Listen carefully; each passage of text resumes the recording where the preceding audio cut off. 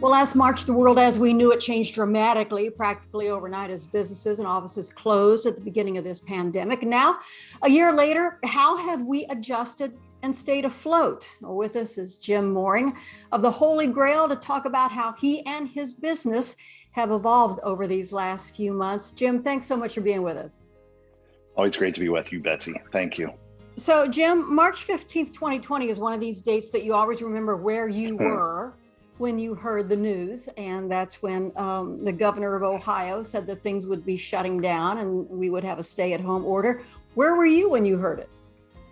So we had just got back from spring training and our 9th anniversary, so it was a Sunday, 9th anniversary was going to be on Tuesday. And we had just canceled the St. Patrick's Parade the day before. And I will tell you, that will go down as one of the top 5 hardest days of my life. We had to let 53 people go, and we kept our managers on salary and on staff, but everybody else, we had no idea what was going to happen. It was a very, very scary time. It was a trying time. Those 2 months in March and April and the beginning of May were brutal. I think I slept maybe 5 hours a night at the most, 3 hours a night. It was bad. It wasn't fun at all. And you're right. I will never forget that day ever. Right. Yeah, I don't think any of us will, but it was one of these things that we thought, oh, okay, we can do this for a month or so. I don't think anybody could envision that we would still be in some form of this a year from now. What was your long-term goal? Because especially for restaurants, things were changing every day, every week. The rules would change. You could be open, you couldn't be open. You could have takeout, you couldn't. How did you sit down and really think long-term? How are we going to keep afloat?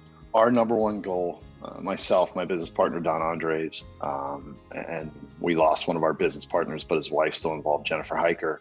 Our number one goal was to keep the long-term employees employed, first and foremost. And regardless of how long this goes, and I say goes because I think we still got some time to go here. I think we got a little more slog that's going to happen.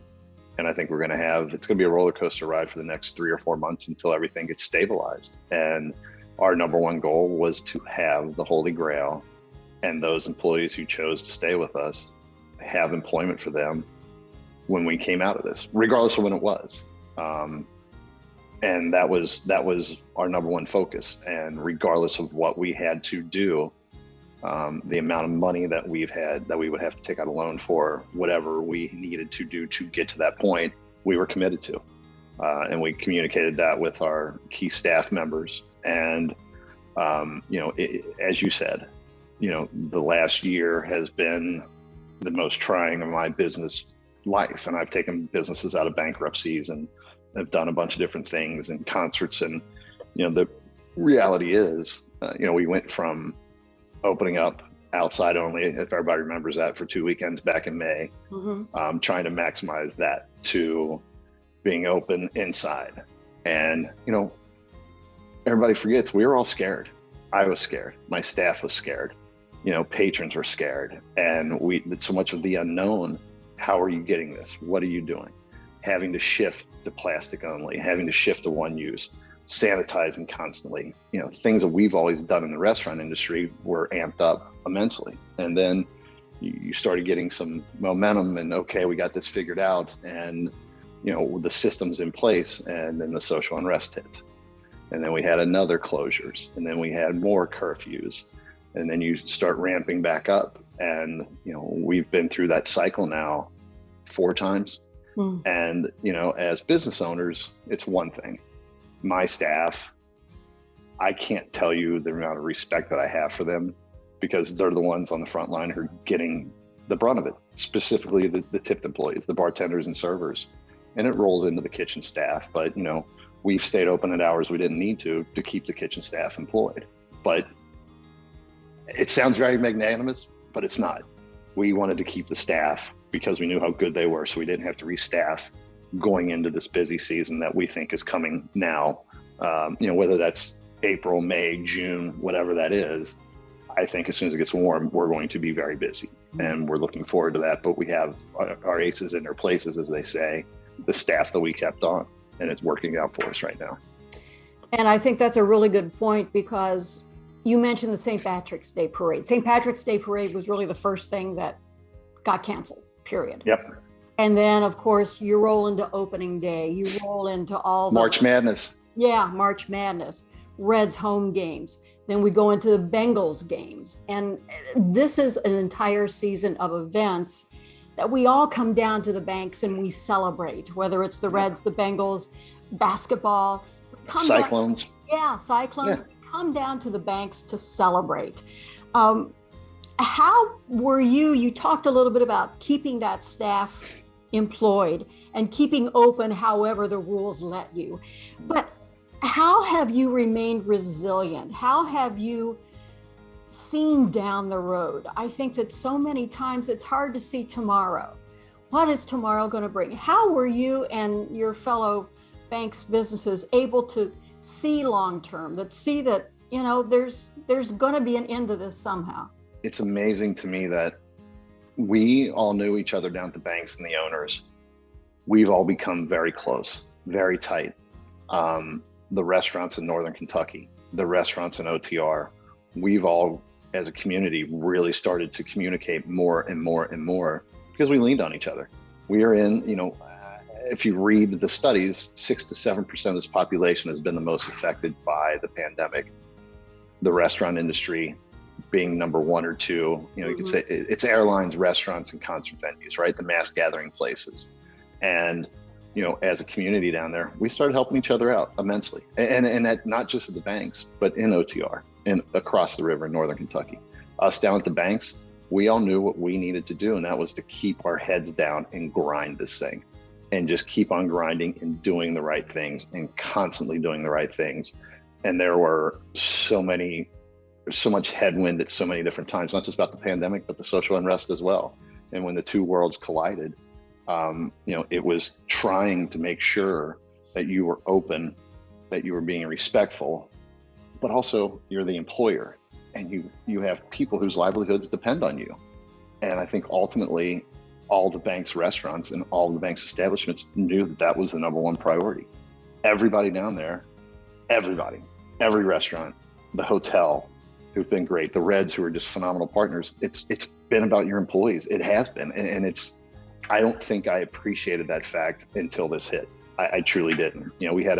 We've got a great location and a great product, but reality is I'm not down there at midnight, waiting on people. It's our staff, and they do an amazing job. And I think everybody down there, that was the main goal, was to keep people employed and to get through this thing and let everything else fall where it may, fall how it does. And now moving forward, I think we are set up for success down at the banks. I truly do. And again, I think we got 4 or 5, 3-4 months of some headwinds coming up, but the future is so bright, and we can't wait to get to it.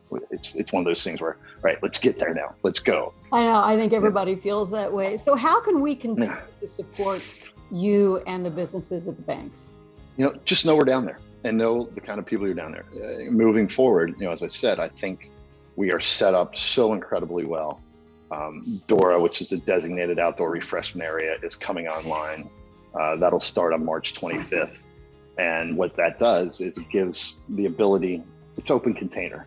So you'll be able to walk out of the Holy Grail and walk to the Icon Music Center with an open drink, walk to the Bengals Stadium, walk over to Heritage Bank Center, walk to GABP, walk down to Smale Park or the lawn, the Schmidlap lawn, walk over to 2nd Street, walk from the Holy Grail to the Jefferson Social, walk over to Tin Roof. You'll be able to take your drink outside. And I think specifically in this day and age of distancing, it's going to be huge for us.